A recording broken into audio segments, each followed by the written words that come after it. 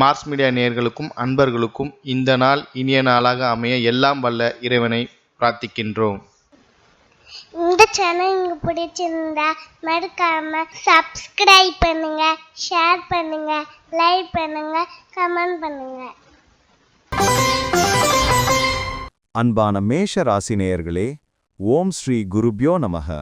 November மாதம் 2025 உங்களுக்காக ஒரு கலவையான பலன்களின் காலமாக அமையப்போகிறது. இந்த மாதம் பல கிரகங்களின் பெயர்ச்சிகளும் சில முக்கியமான வக்ர நிலைகளும் இணைந்து உங்களின் மனநிலையிலும் தொழிலிலும் உறவுகளிலும் சிறு சோதனைகளையும் சில நல்ல வாய்ப்புகளையும் ஏற்படுத்தக்கூடும். முதலில் சூரிய பகவான் பற்றி பார்ப்போம். நவம்பர் 16 வரை சூரியன் உங்கள் 7வது வீட்டில் இருப்பார்.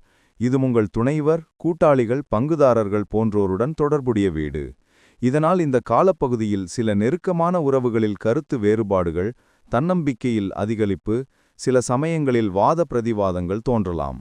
ஆனால் உங்கள் பொறுமை, பேச்சுத் திறமை ஆகியவற்றால் பல சிக்கல்களை சமாளிக்க முடியும். நவம்பர் 16க்கு பிறகு சூரியன் 8வது வீட்டிற்குச் செல்கிறார். இதுவே ரகசிய வீடு எனப்படும். அதனால் சில மறைமுகமான சூழ்நிலைகள், உடல் நலம் தொடர்பான சிறு பிரச்சனைகள் அல்லது மன அழுத்தங்கள் தோன்றலாம். இந்த நாட்களில் உடல் நலனை கவனிக்கவும், வாகனம் ஓட்டும்போது எச்சரிக்கையாக இருங்கள். அடுத்தது செவ்வாய் பகவான், உங்கள் ஆதிக்க கிரகம். இந்த மாதம் முழுவதும் விருச்சிக ராசியில், அதாவது உங்கள் 8வது வீட்டில் இருப்பது குறிப்பிடத்தக்கது. செவ்வாய் சொந்த ராசியில் இருப்பதால் சக்தி உண்டு. ஆனால் 8வது வீடு என்பதால் சில சந்தர்ப்பங்களில் எதிர்பாராத நிலைகள் உருவாகலாம். சில நேரங்களில் சிறு விபரீதங்கள், காயங்கள் அல்லது உடல் சோர்வு ஏற்படலாம்.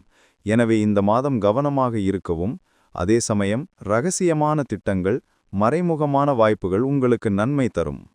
அடுத்தது புதன் நவம்பர் 23 வரை 8வது வீட்டில் இருந்து செயற்படுகிறார்.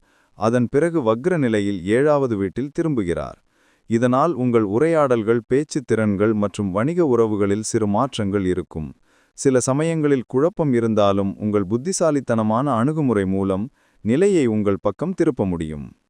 அடுத்தது குரு பகவான் இந்த மாதம் முழுவதும் கடக ராசியில், அதாவது உங்கள் 4வது வீட்டில் இருப்பார். இது உங்கள் குடும்பம், வீடு, மனநிலை ஆகியவற்றுக்கு பிரதானமானது.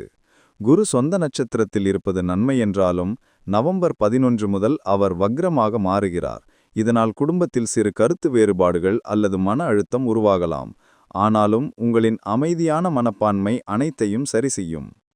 அடுத்தது சுக்கிரன் நவம்பர் 2 வரை கன்னி ராசியில் இருந்து பலவீனமான நிலையில் இருப்பார். அதன் பிறகு துலாம் ராசிக்கு, அதாவது உங்கள் 7வது வீட்டுக்குச் செல்கிறார். இதனால் உறவுகளில் சில இனிமையான தருணங்களும் சில தவறான புரிதல்களும் உருவாகலாம். திருமணமானவர்களுக்கு உறவில் சிறு மாற்றங்கள், ஆனால் நம்பிக்கையுடன் நடந்தால் நல்ல முடிவு கிடைக்கும். அடுத்தது சனி பகவான் மீன ராசியில் வக்ர நிலையில் இருந்து நவம்பர் 28க்கு பிறகு நேரடியாக மாறுகிறார். இதனால் உங்கள் மன அழுத்தம் படிப்படியாக குறையும். நீண்ட நாட்களாக தாமதமாக இருந்த விஷயங்கள் நிதானமாக நிவர்த்தியாகும். அடுத்தது ராகு கும்பராசியில் குரு நட்சத்திரத்தில் இருப்பதால் உங்கள் லாபங்களை அதிகரிக்க முயலும். பழைய முயற்சிகளுக்கு இப்போது பலன் கிடைக்கும். கேது சிம்மத்தில் இருப்பதால் சில மனக்குழப்பங்களை உண்டாக்கலாம். ஆனாலும் பக்தி வழியில் சென்றால் சாந்தி கிடைக்கும். மொத்தத்தில் நவம்பர் மாதம் மேஷராசிக்காரர்களுக்கு கலவையான பலன்களை தரும் மாதமாகும். தொழிலில் சிறு சோதனை இருந்தாலும் மனவலிமையால் அதை சமாளிக்க முடியும். குடும்பத்திலும் உறவுகளிலும் பொறுமை தேவைப்படும். அடுத்தது பரிகாரம்னு பார்த்தீங்கன்னா, உங்கள் மாத வருமானத்தில் இயலாதவர்களுக்கு ஒரு வேளை உணவு வழங்குங்கள், அவர்களின் ஆசிர்வாதத்தை பெறுங்கள். சூரியனின் ஒளி எல்லா இருளையும் அகற்றுவது போல நவகிரகங்களின் அருள் உங்கள் வாழ்க்கையிலிருந்து தடைகளை அகற்றி அதிர்ஷ்டத்தின் ஒளி பரவட்டும். ஓம் நமோ நாராயணா. இந்த சேனல் உங்களுக்கு பிடிச்சிருந்தா மறக்காம சப்ஸ்கிரைப் பண்ணுங்க, லைக் பண்ணுங்க, ஷேர் பண்ணுங்க.